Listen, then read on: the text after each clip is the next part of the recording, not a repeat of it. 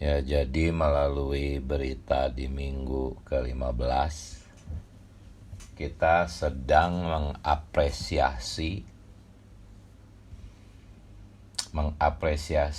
apa? Sementara orang-orang mengapresiasi kuasa Tuhan Yesus, ya. Mujizat, perbuatan-perbuatannya yang besar, kasihnya. Itu sudah umum ya, orang-orang Kristen mengapresiasi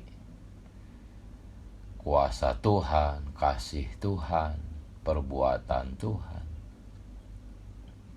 Tetapi yang sedang kita apresiasi sejak kemarin sampai hari ini adalah sesuatu yang tidak populer.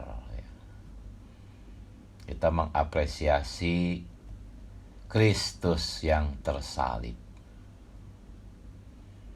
Ya, memang banyak orang Kristen mengapresiasi Kristus yang tersalib. Tetapi hanya sedikit gitu apresiasinya. Kristus tersalib untuk mengampuni dosa-dosa kita. Hanya itu. Oh, itu sih bukan apresiasi yang hendak kita lakukan sejak kemarin dan hari ini. Yang akan kita apresiasi itu sesuatu yang jauh lebih agung, lebih besar, lebih mulia dari hanya sekedar pengampunan dosa-dosa. Oh Tuhan Yesus. Ya. Oh, kemarin kita membicarakan, kita mengapresiasi Kristus yang tersalib adalah kuasa Allah dan hikmat Allah. Nah, hari ini kita akan fokus kepada hikmat Allah. Ya, kita mau mengapresiasi Kristus yang tersalib sebagai hikmat Allah. Saudara-saudara, ini sesuatu yang kalau kita apresiasi itu seperti kita sedang memainkan musik, ya. Musik yang indah, ya. Seorang penyanyi itu sangat menikmati nyanyiannya, sehingga dia bisa menyanyikan dengan indah, ya. Karena dia menikmati nyanyian itu. Jadi apa yang mau kita beritakan itu seperti sebuah nyanyian yang indah, ya. Tetapi saudara Watchman ini mengatakan dia sering menyanyi dengan indah semacam itu. Tetapi orang-orang yang mendengarnya tidak menikmatinya, tidak bisa menari bersama dia. Ya minimal kalau dengar musik yang enak kan kepala sering mengangguk-angguk, ya. Kaki sedikit digoyang-goyang karena menikmati musiknya. Tetapi saudara kita mengatakan ketika musik yang indah ini disampaikan, dinyanyikan, orang-orang yang mendengar tuh banyak yang seperti lembu, ya, atau hewan gitu. Kalau kita menyanyi di hadapan hewan-hewan kan mereka diam aja cuek. Karena apa? Karena mereka tidak memiliki organ atau sifat hayat yang bisa menikmati musik. Demikian juga kalau kita mengapresiasi perkara Kristus yang tersalib adalah kuasa Allah, hikmat Allah. Mungkin ada banyak orang-orang yang tidak terjamah gitu. Mereka nggak tahu di mana dan apa yang harus diapresiasi. Inilah kondisi yang harus kita hindarkan. Kita harus berdoa memohon belas kasihan Tuhan agar kita bisa mengapresiasi lagu yang indah ini, saudara-saudari. Ketika mendengarnya, kita bisa menikmatinya, saudara-saudari. Ya, Kristus yang tersalib, saudara-saudari, adalah hikmat Allah. Tetapi hari ini yang akan kita bicarakan ini bukan hikmat Allah saja, tetapi Kristus yang tersalib ini menjadi hikmat kita. Ya. Itu yang di garis besar hari 3.3, ya. Dia bagi kita bukan hanya menjadi kuasa Allah, Dia bagi kita, ingat ya. Bukan hanya menjadi kuasa Allah. Kuasa Allah ini adalah yang menyelamatkan kita, ya. Tetapi juga bagi kita Dia menjadi hikmat Allah. Bagi kita Dia menjadi hikmat kita. Saudara-saudari, itu yang akan kita bicarakan hari ini. Kristus yang tersalib menjadi hikmat kita. Ya. Kalau kemarin kita membahas Kristus yang tersalib adalah kuasa Allah dan hikmat Allah. Hari ini kita akan melihat Kristus yang tersalib adalah menjadi hikmat kita. Luar biasa. Jadi hikmat ini untuk apa? Hikmat ini bagi kita adalah untuk kita bisa memahami apa yang tadi kita doa bacakan, ya. Ada 2 ayat, Efesus 1 ayat 9. Di sana ada frase rahasia kehendaknya. Jadi inilah hikmat, ya. Kristus yang tersalib menjadi hikmat bagi kita supaya kita bisa memahami rahasia kehendaknya.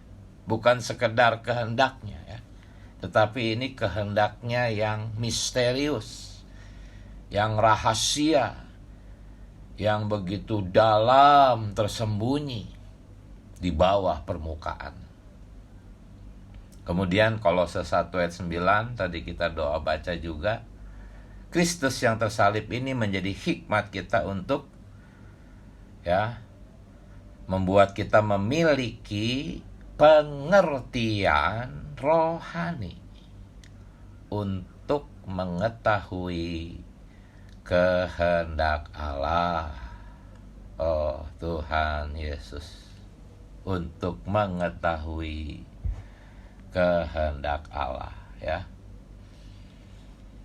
Cuman kalau kita lanjut ke garis besar yang di poin 4 hari ketiga, bukan hanya untuk mengetahui saja.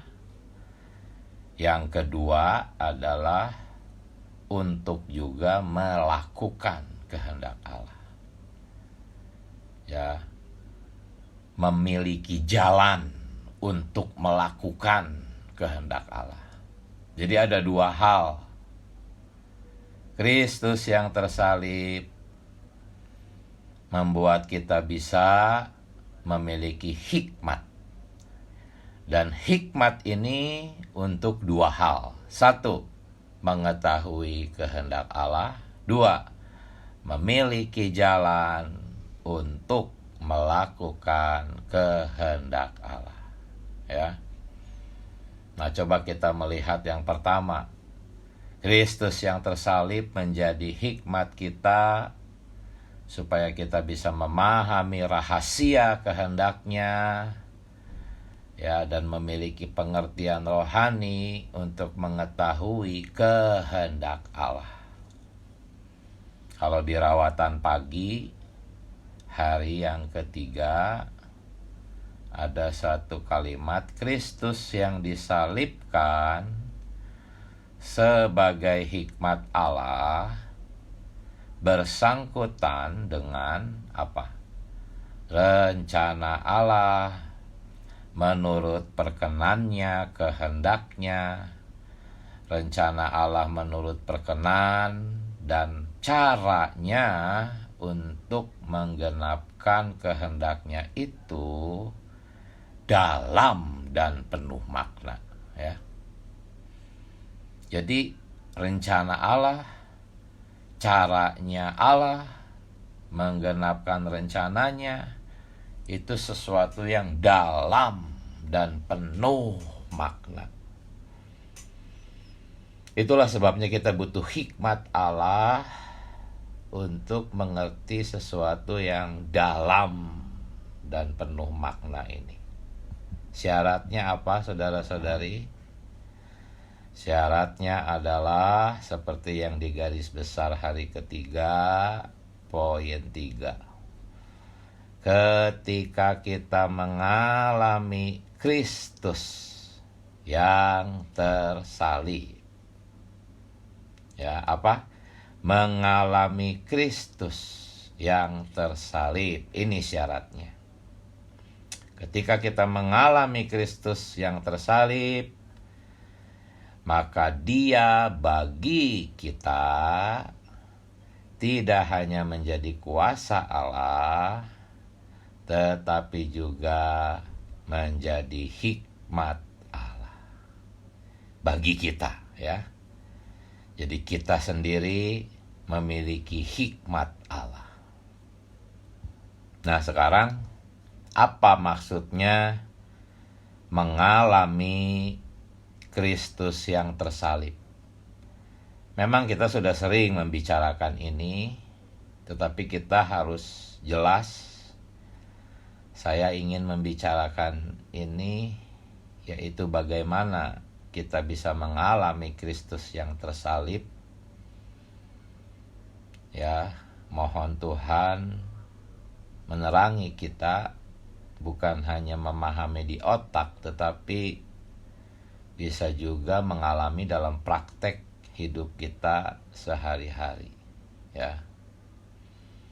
Nah, saudara-saudari, mengalami Kristus yang tersalib itu seperti yang garis besar poin F hari ketiga, yaitu kita diakhiri.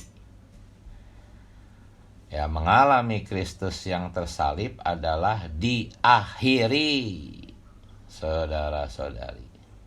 Ya. Hanya saya ingin mendalami perkara ini. Apa maksud diakhiri? Saudara-saudari, di dalam diri kita itu ada jiwa dan ada hayat jiwa. Yang diakhiri adalah hayat jiwa kita, bukan jiwa kita. Ya, jiwa kita adalah bejana untuk diisi oleh Allah, tetapi karena kejatuhan manusia, ya, bejana jiwa ini diisi oleh iblis, sehingga hari ini iblis menjadi hayat jiwa kita. Maksud hayat jiwa di sini, jiwa kita dikuasai oleh hayat iblis. Keadaan kita sebelum sebelum menerima Tuhan sebagai hayat kita, keadaan kita adalah iblis menjadi hayat jiwa kita. Jiwanya milik kita, tetapi karena hayat iblis lebih kuat, sehingga dia menjadi hayat jiwa kita. Nah, yang diakhiri ini adalah hayat jiwa ini, bukan jiwa kita sendiri. Jadi setelah kita mengalami pengakhiran salib, yaitu hayat jiwa kita diakhiri, jiwa kita diselamatkan. Karena jiwa kita adalah bejana untuk diisi oleh hayat yang baru. Ya. Tadinya kita diisi oleh hayat yang lama. Ya, hayat yang lama ini menjadi hayat jiwa kita. Tetapi kemudian kita diakhiri di atas salib, sehingga jiwa kita hari ini diisi oleh hayat yang baru. Jadi inilah makna diakhiri. Hayat lama diakhiri, hayat baru mengisi jiwa kita. Nah, Kristus yang tersalib menjadi hikmat kita. Hikmat ini sebetulnya memang adanya di dalam roh. Tetapi kalau dia hanya ada di dalam roh saja, maka ini tidak akan menjadi hikmat kita. Nah, Kristus yang tersalib menjadi hikmat kita jikalau hikmat ini juga masuk ke jiwa kita, ke dalam pemikiran kita, menguasai perasaan kita, dan menguasai tekad kita. Barulah ini, hikmat Allah menjadi hikmat kita di dalam jiwa kita. Ya, ini diperlihatkan di ayat doa baca yang hari kedua. Kemarin kita belum bahas ini ayat doa baca yang hari kedua. Ya. Coba kita lihat ayat doa baca hari kedua. Ya, di sana ada Galatia 2 ayat 19b. Ya. Di sana dikatakan aku telah disalibkan. Disalibkan di sini tuh diakhiri. Ya. Aku telah diakhiri, disalibkan. Aku di sini adalah perbauran hayat iblis dengan jiwa. Nah, perbauran ini sudah diakhiri. Tadinya jiwa kita berbaur dengan iblis. Ya, perbauran ini sudah diakhiri. Jiwa kita sudah dipisahkan. Iblis itu sendiri sudah dihukum, divonis.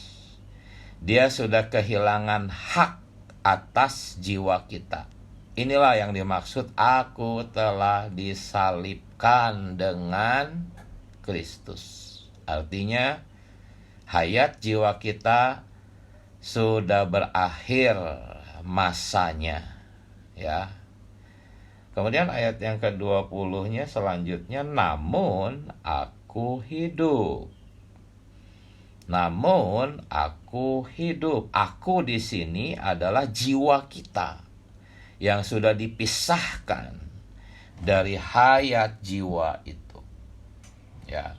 Namun aku hidup. Ya, jiwa kita tetap hidup, saudara-saudari. Ya.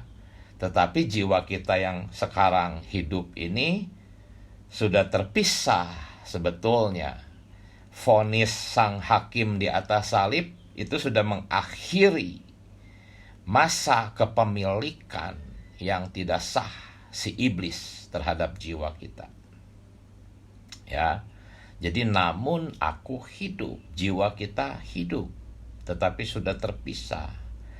Ya, dan selanjutnya tetapi bukan lagi aku sendiri yang hidup. Artinya bukan lagi jiwaku sendiri yang hidup, melainkan Kristus yang hidup di dalam jiwaku.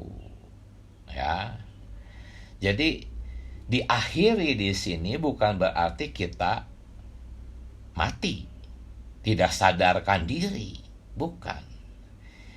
Ya, diakhiri di sini adalah perbauran iblis dengan jiwa sudah diakhiri. Ya, iblis tidak berhak lagi atas jiwa kita. Ini sudah diatur oleh vonis hakim yang sah. Tetapi setelah itu, jiwa kita yang sudah terpisah diisi oleh Kristus. Inilah makna diakhiri, saudara-saudari. Diakhiri di sini tuh bukan berarti kitanya berakhir, tidak. Jiwa kita tetap hidup, tetapi hayat jiwanya yang diakhiri. Hasilnya apa? Hasilnya Kristus yang tersalib ini, ya, tersalibnya bersama dengan kita, ya, menjadi hikmat di mana di dalam jiwa kita. Ya, hikmat di dalam jiwa kita ini memang melalui proses pertumbuhan hayat. Tidak semua orang yang sudah menerima Tuhan langsung punya hikmat, tidak, harus bertumbuh dulu dalam hayat. Akhirnya dari dalam roh menyebar ke jiwa. Maka hikmat yang adalah roh kita itu menjadi hikmat di dalam jiwa kita. Inilah makna dari mengalami Kristus atau mengalami salib Kristus, ya. Mengalami salib Kristus itu seperti yang tadi kita uraikan, mengalami Kristus yang tersalib, ya, mengalami Kristus yang tersalib itu seperti yang tadi diuraikan. Nah, kalau kita lanjutkan lagi di ayat yang ke-20, ya, catatan kakinya, ya, bahwa dan hidup yang kuhidupi, ini lanjutan ayat ke-20 ya, ayat 2 baca. Dan hidup yang kuhidupi, ya, hidup yang kuhidupi. Kalau di sini hidup yang sekarang aku hidupi. Itu kalau menurut teks aslinya hayat yang kuperhidupkan, itu maksudnya, ya. Hidup yang sekarang aku hidupi secara jasmani, itu bisa kita baca hayat yang kuperhidupkan secara jasmani atau di dalam daging, ya, adalah hidup oleh iman. Hidup oleh iman dalam anak Allah. Sebetulnya ini iman anak Allah, bukan iman dalam anak Allah, ya. Kita pernah bahas ini. Ini adalah iman anak Allah. Kita bacanya seperti itu. Kata olehnya itu harus ditiadakan kalau menurut teks aslinya atau bahasa Inggrisnya. Ya, jadi coba saya ulangi, ya, ayat 20 yang lanjutannya, ya. Hidup yang sekarang aku hidupi secara jasmani adalah hidup oleh iman anak Allah, ya. Hayat yang kuperhidupkan sekarang di dalam daging adalah iman anak Allah. Sebetulnya seperti itu, ya. Kalau catatan kakinya ayat ini ada perkataan bahwa kita perlu melatih iman, ya. Ada frase melatih iman di dalam catatan kakinya. Loh, kok iman bisa dilatih? Ya, kalau kita melihat 2 Korintus 4 ayat 14, di sana ada frase roh iman. Jadi melatih iman di sini tuh melatih roh iman. Kita sering mengatakan melatih roh. Nah, sekarang kita tahu, ya, bahwa melatih roh itu sebetulnya melatih iman, ya. Kalau Anda sering melatih roh, maka Anda sebetulnya sedang melatih iman. Iman inilah iman anak Allah. Tetapi iman anak Allah ini menjadi iman kita. Nah, yang kita latih itu bukan anak Allah, tetapi diri kita, roh kita, supaya iman anak Allah ini menjadi iman kita. Nah, kalau kita ringkas, saudara-saudari, hikmat itu sebetulnya ada di dalam iman, gitu. Bukan di dalam kemampuan otak, bukan. Ya, jadi kalau diringkas penjelasan yang panjang tadi, Kristus yang tersalib menjadi hikmat kita itu karena kita hidup oleh iman anak Allah. Catatan kakinya, iman ini harus dilatih. Ketika kita melatih roh, sebetulnya kita sedang melatih roh iman. Ya, 2 Korintus 4 ayat 14. Ada kata roh iman. Nah, ketika ini dilatih, maka hikmat yang ada di dalam iman ini, ya, itu akan menjadi hikmat kita. Jadi hikmat ini bukan dipelajari di otak. Hikmat ini ada di dalam iman. Oh, Tuhan Yesus. Mungkin Anda berpikir kok ngejelimet banget ini ya penjelasannya.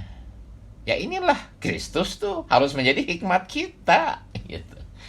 Kalau Kristus yang tersalib tidak menjadi hikmat Anda, sulit memang memahami perkara ekonomi Allah di dalam pemulihan Tuhan, saudara-saudari. Perlu melatih roh. Ketika Anda melatih roh, sebetulnya Anda sedang melatih iman. Iman inilah sumber hikmat. Hikmat bukan ada di dalam otak Anda, bukan ada di dalam kecerdasan Anda. Hikmat ini ada di dalam iman anak Allah. Kita perlu melatih roh iman kita, sehingga iman ini menjadi iman kita. Otomatis kita memiliki hikmat Allah untuk memahami apa? Kehendak Allah. Ya. Nah, ini kita belum masuk ke dalam apa kehendak Allah itu. Belum masuk. Kalau kita masuk ke dalam apa itu kehendak Allah, ya, seperti yang di Efesus yang tadi kita doa bacakan, rahasia kehendaknya, ya, mungkin Anda akan merasakan ini makin dalam lagi, makin ngejelimet lagi.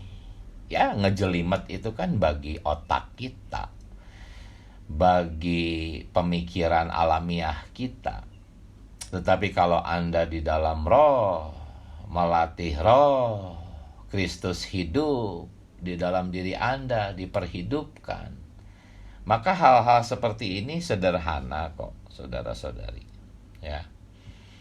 Nah, sebetulnya saya ingin membahas mengenai apa sih kehendak Allah, tetapi mungkin waktunya nggak cukup, ya. Jadi kalau mau disimpulkan, kehendak Allah itu ya perbauran Allah dan manusia, ya, menghasilkan gereja, ya. Gereja yang adalah perbauran Allah dan manusia, yaitu di dalam Efesus 5 ayat 27. Ya, supaya dengan demikian ia menempatkan gereja di hadapan dirinya dengan cemerlang, tanpa cacat, tanpa kerut, yang serupa itu, supaya gereja menjadi kudus dan tidak bercela. Cuman kita nggak ada waktu membahas ini, ya. Ini kehendak Allah, saudara-saudari. Jadi kehendak Allah itu sesuatu yang sangat agung, ya, yang sangat mulia, saudara-saudari. Cuman sayang, ya, di antara kita sering kali sama aja seperti di kekristenan, kehendak Allah tuh dihubungkannya dengan hal-hal yang recehan, yang kecil, yang remeh-temeh. Seperti soal bagaimana menikah, bagaimana bekerja, sekolah, mau ambil jurusan apa, ya, hal-hal tentang hidup sehari-hari. Itu bukan kehendak Allah, saudara-saudari. Kehendak Allah itu sesuatu yang agung, yang mulia, yang sudah ada di dalam hasrat hati Allah sebelum alam semesta diciptakan. Kekristenan yang kasihan, menganggap kehendak Allah itu urusan-urusan remeh yang kecil macam itu. Oh Tuhan, semoga kita punya pengalaman Kristus yang tersalib, sehingga kita bisa mengerti kehendak Allah. Ya, pelajari kitab Efesus, pelajaran hayat kitab Efesus, agar kita bisa melihat apa sesungguhnya kehendak Allah. Nah, sekarang poin yang kedua, saudara-saudari.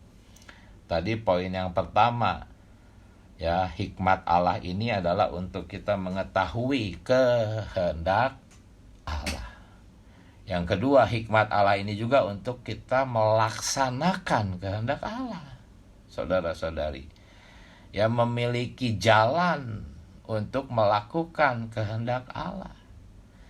Ya, yang di rawatan pagi tadi hari ketiga dikatakan walaupun caranya untuk menggenapkan kehendaknya itu dalam dan penuh makna, ya, namun perkara-perkara yang dalam ini bisa diterapkan, ya, dalam pengalaman kita.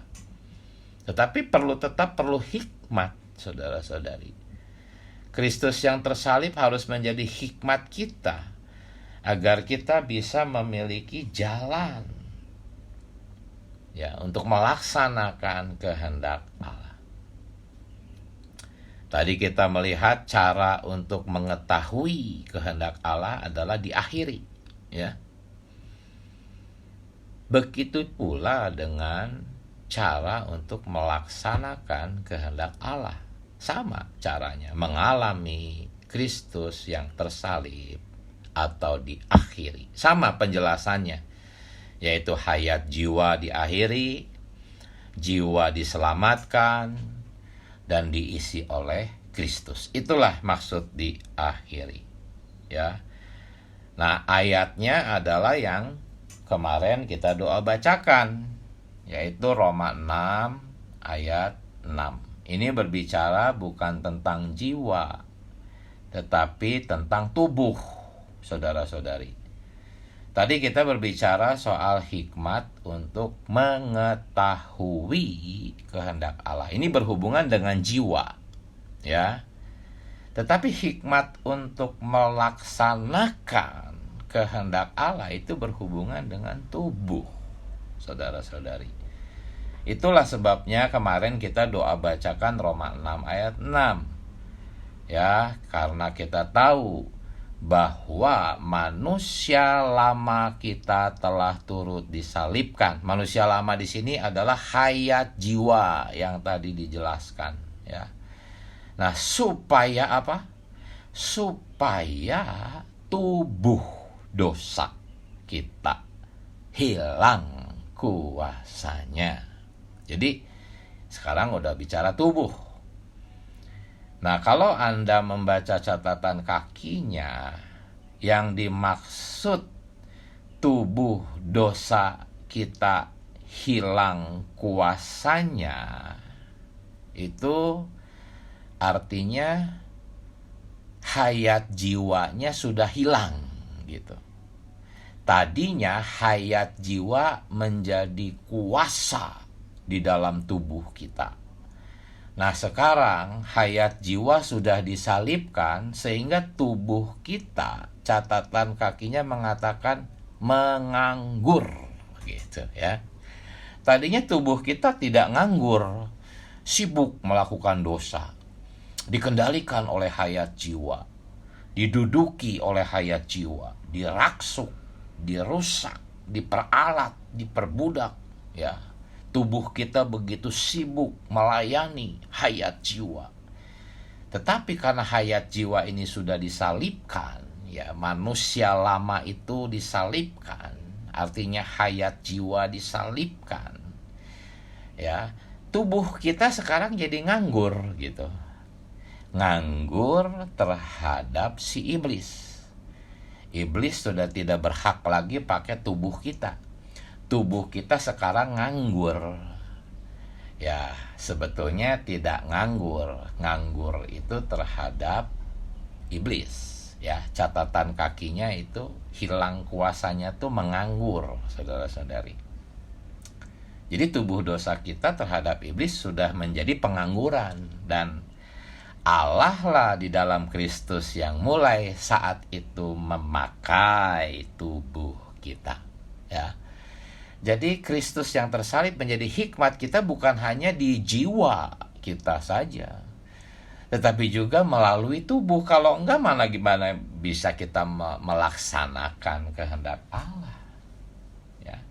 Di garis besar hari ketiga kan, poin 3 itu memang Kristus tersalib menjadi hikmat di jiwa kita. Tetapi udah masuk poin 4, itu kan Kristus yang tersalib menjadi hikmat kita supaya kita punya jalan untuk melaksanakan kehendaknya. Dan ketika Kristus menjadi hayat jiwa kita, maka kita dikatakan di poin B kecil, dengan spontan kita memiliki jalan untuk melakukan kehendak Allah. Tadinya tubuh kita tuh tubuh dosa gitu. Tubuh dosa tuh sangat kuat melakukan dosa. Ada juga istilah tubuh maut. Tubuh maut itu sama saja, hanya maksud tubuh maut tuh lemah ketika kita mau melaksanakan kehendak Allah. Tubuh dosa itu aktif, kuat melakukan dosa-dosa dunia, kegemaran-kegemaran dunia. Tubuh maut itu maksudnya kita lemah melaksanakan kehendak Allah. Tetapi setelah kita diakhiri, tubuh kita dengan spontan ya memiliki kekuatan. Ya, tadinya mungkin kita merasa nggak enak badan. Setiap kali mau sidang, tubuh ini kok jadi nggak enak. Ya itulah, saudara-saudari, tubuh dosa dan tubuh maut. Walaupun iblis sudah diakhiri di atas salib, tetapi dalam hikmat Allah, Allah masih membiarkan dia berkeliaran. Allah masih membiarkan iblis bercokol di dalam daging kita. Tujuannya adalah kita pernah membicarakannya, agar melalui daging ini kita dibantu, didorong, lari kepada Allah, lari ke dalam roh.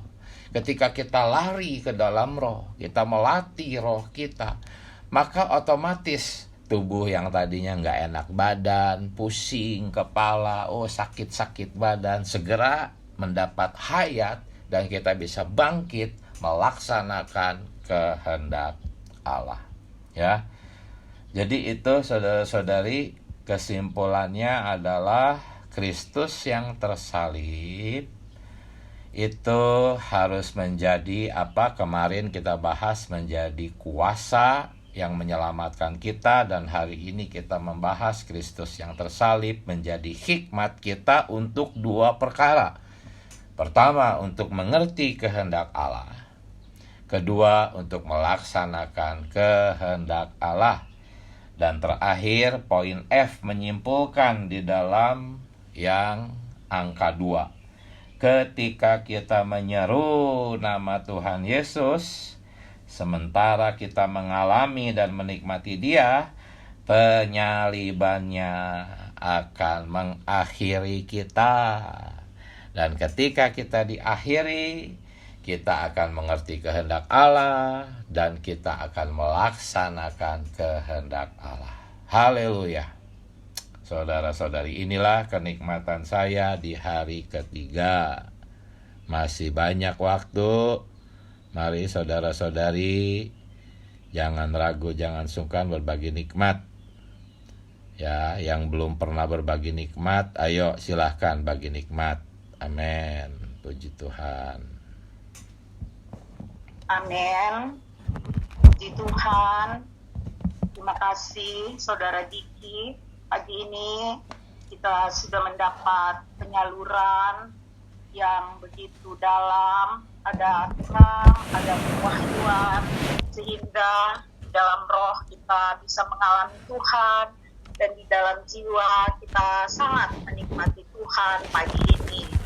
Mari saudara-saudari, silakan kita berbagian apa yang sudah kita nikmati pagi ini. Mari kita bagikan bersama-sama. Silahkan saudara-saudari. Amin. Amin. Ya. Puji Tuhan ya, saudari. Kemarin kita mengetahui bahwa Kristus adalah hikmat Allah ya di dalam persalipannya, hikmat dan kuasa Allah untuk melaksanakan kehendaknya. Di hari ini Kristus yang tersalib menjadi hikmat kita, bagi kita ya, ini di pihak kita ya. Kemarin kita melihat bahwa Kristus tersalib bagi Allah untuk melaksanakan kehendaknya di dalam hikmatnya. Hari ini Kristus yang tersalib jadi hikmat dan kuasa bagi kita untuk melakukan kehendak Allah. Oh, puji Tuhan ya, ini dalam Efesus 1:9 ya, Kristus menjadi hikmat kita supaya kita mengetahui dan memiliki jalan ya. Jalan ini adalah suatu jalan juga mengandung suatu kuasa ya, memiliki jalan untuk melakukan kehendak Allah. Oh, puji Tuhan ya. Jadi kita tidak hanya menerima keselamatan Allah di dalam ketersalipannya itu secara objektif ya. Kita mengetahui bahwa dia tersalib adalah untuk merampungkan perkara negatif di dalam kita, tetapi dia menjadi hikmat dan kuasa di dalam kita hari ini supaya kita bisa menggenapkan kehendak Allah ya. Amin. Oh Tuhan Yesus ya, ini dikerjakan Allah melalui dia menjadi iman kita ya, di dalam roh kita mempercayai dia yang bekerja di dalam jiwa kita. Oh puji Tuhan ya saudari ya, sebelum kita dilahirkan kembali, jiwa kita ini adalah bejana yang diisi oleh hayat dosa ya, sehingga dosa di dalam jiwa kita ini bekerja, sedangkan roh kita mati ya di dalam fungsinya ya. Dia terus bekerja mengendalikan kita sehingga tubuh kita ini tidak memperhidupkan Allah, tidak mengekspresikan Allah seperti kehendak hati Allah sejak bermula, seperti rencana Allah sejak hati Allah bermula. Bahkan tubuh kita dikuasai dosa untuk melakukan dosa ya. Di dalam jiwa kita dia bekerja ya, dia bergerak ya, dia berkuasa. Tetapi puji Tuhan, di dalam keselamatan Allah menggantikan isi kita ya.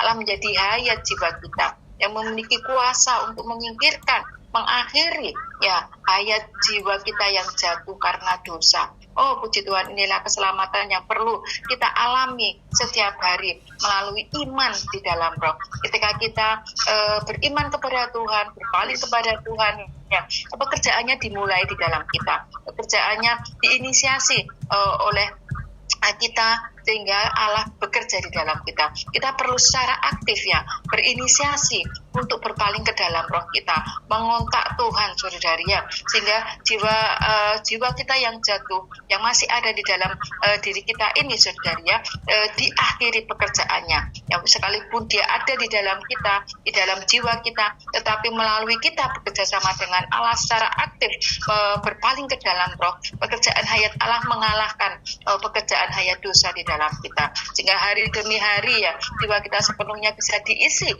oleh Allah. Ketika jiwa kita diisi oleh Allah di dalam pikiran kita, tekad kita, emosi kita, maka kita akan mengetahui apakah kehendak Allah di dalam kita. Oh Tuhan Yesus ya, kehendak Allah tentunya mendapatkan tubuh Kristus terbangun ya. Ini bisa kita ketahui, bisa kita ada bagian di dalamnya saudari ya, ketika kita secara aktif bekerja sama dengan Tuhan, melatih roh kita di dalam iman kita, sehingga Allah di dalam kita mulai bisa bekerja menyingkirkan hayat dosa, sehingga tubuh kita pun bisa kita persembahkan kepada Tuhannya, menjadi persembahan yang hidup, kudus dan bersempurna bagi ekonomi Allah, bagi pembangunan tubuh Kristus itu sendiri. Puji Tuhan, mulia bagi Tuhan. Amin. Amin saudari. Silakan saudara-saudari yang lain.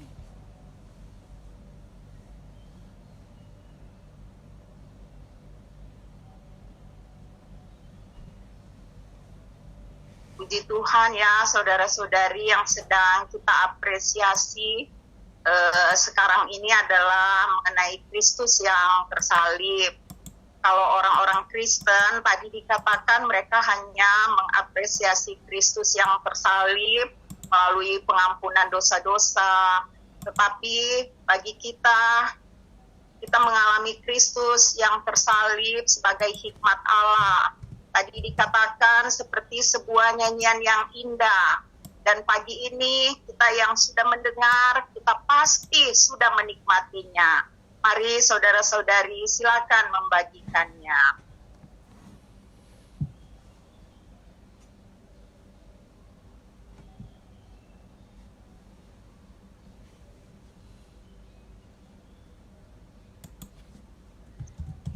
Amin. Puji Tuhan ya saudara-saudari, saya juga menikmati berita pagi ini ya. Kalau yang kemarin Kristus yang tersalib menjadi kuasa Allah ya, tetapi hari ini tadi dikatakan bahwa Kristus yang tersalib menjadi hikmat ya, menjadi hikmat kita. Yang pertama adalah untuk mengerti kehendak Allah, dan yang kedua adalah untuk melaksanakan kehendak Allah. Tadi juga saudara kita yang di depan juga sudah menguraikan ya, bagaimana kehendak Allah ini bukan secara luaran ya, tapi kehendak Allah adalah untuk gerejanya terbangun ya. Nah, bagaimana kita bisa melaksanakannya ya, ini pun juga perlu hikmat dari Allah. Tadi juga disinggung ada mungkin ketika kita mau bersidang ada kondisi pusing atau bagaimana, tetapi setelah kita dengan melatih roh, menggunakan roh kita dapat bersidang, dan ini adalah hikmat Allah ya. Tadi juga dikatakan saya juga berjamaah ya, perlu melatih roh ya. Dengan kita melatih roh, kita memaksa diri kita roh yang perbauran ini yang di dalam kita ini, sehingga kita bisa dikatakan nganggur ini bukan tidak bekerja, tapi sudah tidak ada kuasanya, yaitu diri Allah itu sendiri ya yang kita nikmati. Kita perlu terus melatih roh kita. Amin. Puji Tuhan. Amin, saudari. Silahkan saudara-saudari yang lain. Amin, puji Tuhan. Saya mengucap syukur kepada Tuhan ya, melalui pembacaan FKKP ini, juga melalui penjelasan dari saudara Diki ya. Saya begitu jelas ya. Pertama, saya bisa mengetahui kehendak Allah. Yang kedua, memiliki jalan untuk melakukan kehendak Allah. Sungguh luar biasa. Oh Tuhan Yesus, tadi dikatakan bahwa kehendak Allah itu adalah perbauran Allah dan manusia, yaitu gereja wujudnya. Oh Tuhan Yesus, syukur kepada Tuhan, saudara-saudari, untuk melakukan kehendak Allah ini. Kita perlu mengalami Kristus lebih banyak, mengalami Kristus yang tersalib. Amin. Supaya hayat alamiah kita ini diakhiri. Oh Tuhan Yesus, segala apa adanya kita, Tuhan Yesus, dari hayat alamiah kita ini semuanya perlu diakhiri. Oh Tuhan, supaya hayat ilahi ini bisa bertumbuh di dalam kita, beroperasi di dalam kita, hidup di dalam kita. Oh Tuhan, sungguh hayat jiwa kita ini perlu diselamatkan dan diganti dengan hayat ilahi yang hidup di dalam kita. Syukur kepada Tuhan. Oh, hikmat Allah menjadi hikmat kita. Oh Tuhan Yesus, Kristus yang tersalib menjadi cara untuk melaksanakan kehendak Allah. Oh, sekali lagi betapa perlunya mengalami Kristus yang tersalib dari hari ke hari. Oh Tuhan Yesus, ini akan membunuh hayat alamiah kita, membunuh tubuh dosa kita. Oh Tuhan Yesus, yang sering membawa kita ini kepada maut. Oh Tuhan Yesus, saya juga punya pengalaman ya, ketika hayat maut, tubuh maut ini bekerja, saya tuh mau bersidang itu juga merasa aras-arasan. Oh Tuhan Yesus, tetapi kalau semua ini kita dobrak ya, yaitu dengan mengarahkan hati kita, mengutamakan Kristus untuk ikut bersidang, semuanya itu tidak ada apa-apa. Ternyata Tuhan, ini hanya tipuan ya, Oh Tuhan Yesus, seperti letih, lesu, itu menjadi tipuan untuk kita tidak datang kepada Allah, tidak datang bersidang. Oh Tuhan, padahal berkat bersidang ini luar biasa bagi saya. Oh Tuhan Yesus, kiranya kita semua terus semakin belajar menempuh penghidupan, amin, yaitu Kristus yang tersalib, menempuh pengalaman Kristus yang tersalib, maka kita akan bisa melakukan kehendak Allah, di mana Allah terus bertambah di dalam kita, berbaur di dalam kita, menempuh penghidupan bersama saudara-saudari di dalam pembangunan tubuh Kristus. Mulia bagi Tuhan, amin. Amin, saudari. Silahkan, masih ada satu saudara atau saudari.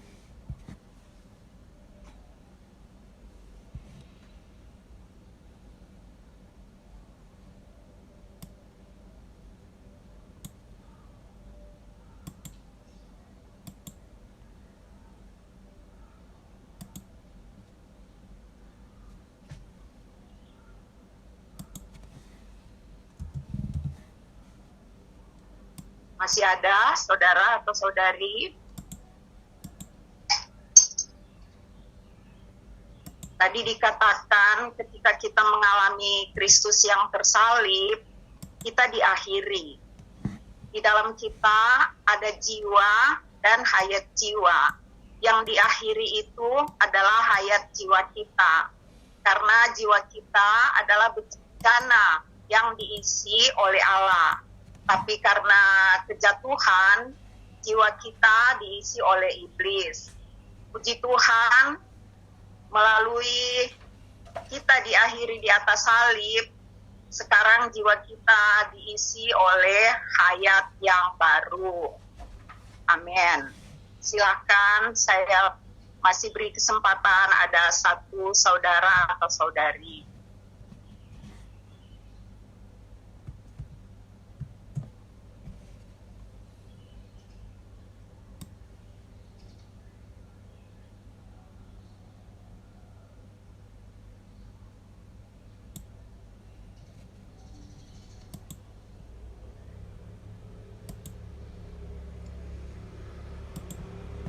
Kalau tidak ada, kita akan berdoa. Silahkan saudara-saudari boleh mengambil bagian untuk berdoa.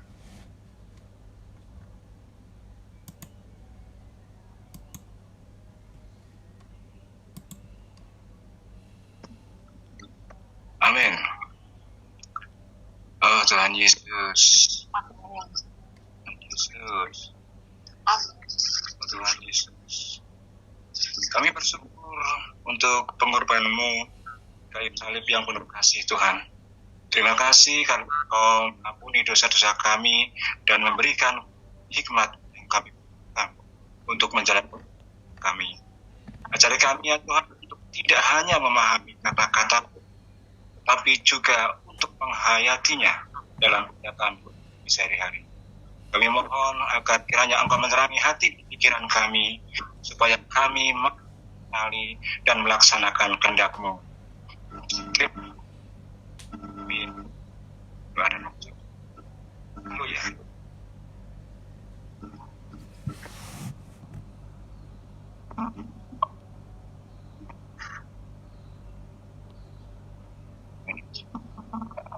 Terima kasih, saudari.